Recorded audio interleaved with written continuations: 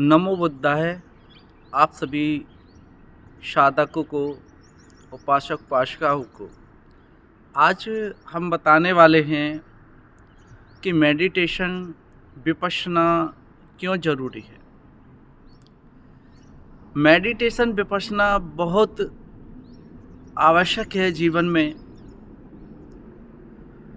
क्योंकि 2600 साल पहले सम्यक संबुद्ध भगवान ने इस विपश्यना, इस साधना, इस मेडिटेशन से ही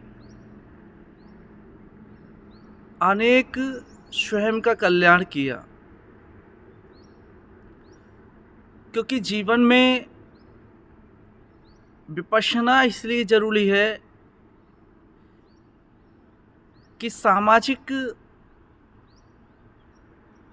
वातावरण,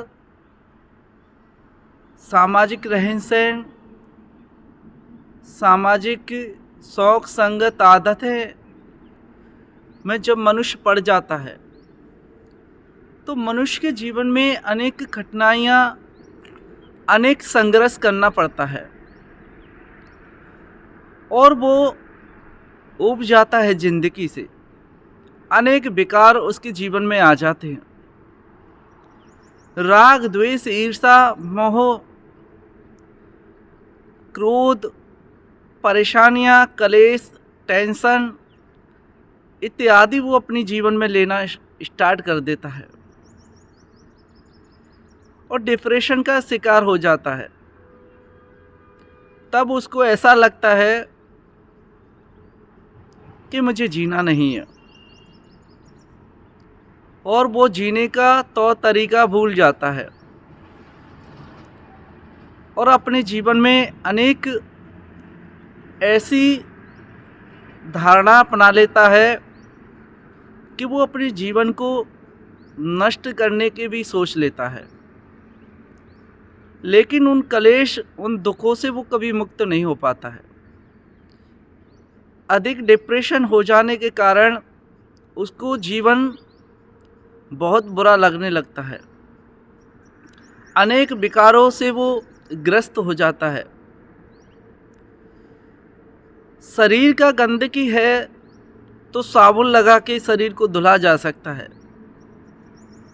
शरीर में बदबू आती है तो सेंट लगा के दूर किया जा सकता है।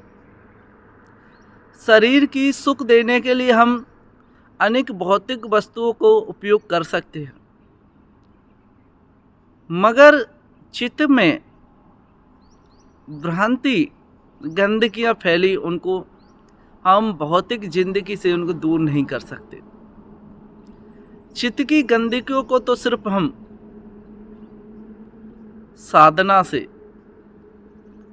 योग से, विपश्यना से, मेडिटेशन से ही दूर कर सकते हैं।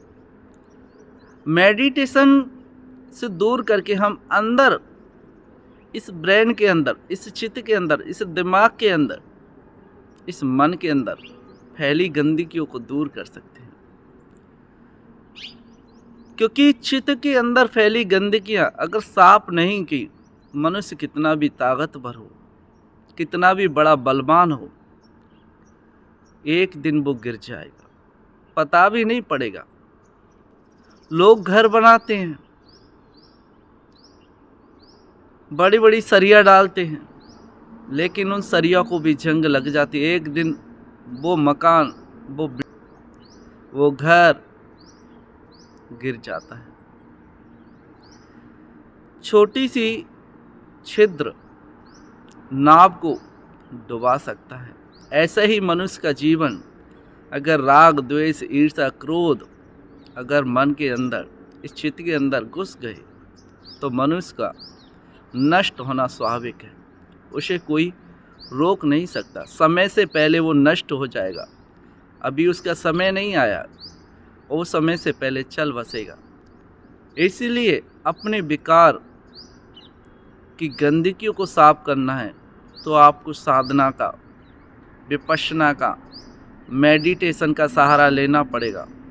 और सहारा नहीं लेते तो आपकी चित्त की गंदगियाँ कभी समाप्त नहीं होंगी।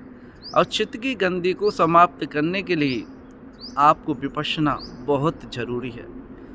विपश्यना से निर्मल चित्त होता है, विशुद्धियाँ दूर होती हैं, पवित्र मन होता है, वाणी पर संयम आ जाता है, काया का परिवर्तन हो जाता है, मनुष्य की ख्याति फैल जाती है, दूर दूर तक वो सुगंध देता है, जिस सुगंध की वजह से वो अपने जीवन में उन्नति प्राप्त कर सकता है। इसीलिए शरीर की सुंदरता पर ना जाते हुए चित्त की सुंदरता पर जाइए, चित्त को निर्मल करिए, चित्त को रोग मुक्त कीजिए, विमुक्त कीजिए। और जब चित्त मुक्त हो जाएगा, आपको इस दुनिया में कोई गिरा नहीं सकता। आप बलवान हो जाएंगे। आप बलवान बनिए, साधना कीजिए, विपश्यना कीजिए, मेडिटेशन कीजिए और अपने जीवन को निर्मल बनाओ।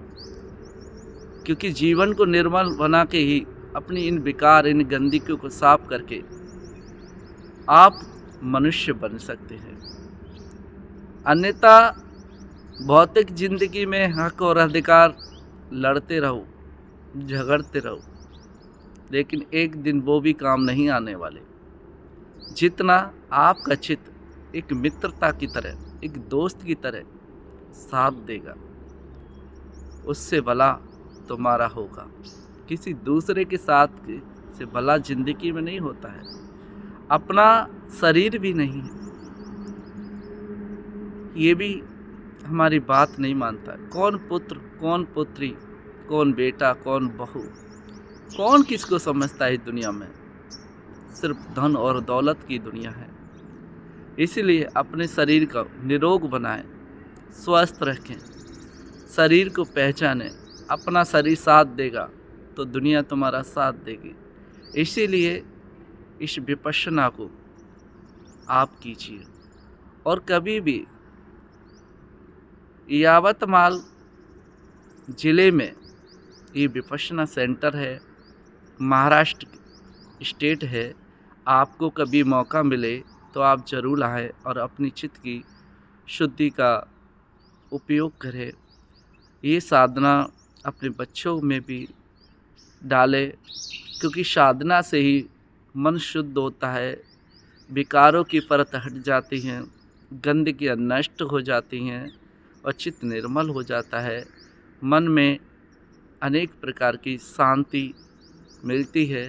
तो इस शांति का अनुभव लें, इस विपश्यना को साधक बन के जीवन में ज़रूर आएँ। और आप सब लोग साल में 1 या 2 बार विपश्यना सेंटर पे ज़रूर जाएं। नमो बुद्धाय। बहुत बहुत साधुवाद, धन्यवाद आप सभी लोगों का।